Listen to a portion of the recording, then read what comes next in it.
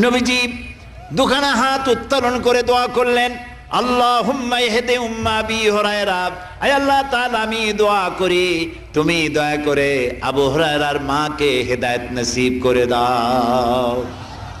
রাসূলুল্লাহ দোয়া করলেন আল্লাহ ওর মায়ের হেদায়েত করে দাও। হযরত আবু হুরায়রা রাসূলের মুখে দোয়া শুনে দিয়েছেন দৌড়।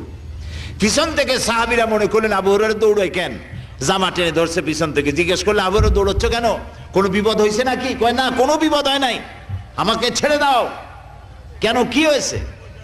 হযরত আবু হুরায়রা বলেন, সাহাবীরা আমাকে ছাড়ো, আমি দৌড়াইয়া বাড়ি গিয়ে দেখতে চাই। আমি আগে দৌড়াইয়া বাড়ি পৌঁছলাম, নাবি বাড়ি পৌঁছবার আগে আল্লাহ নবীর দোয়া আমার বাড়ি পৌঁছায়। সেই দুইটা জিনিসের কোনটা আমি দেখতে চাই।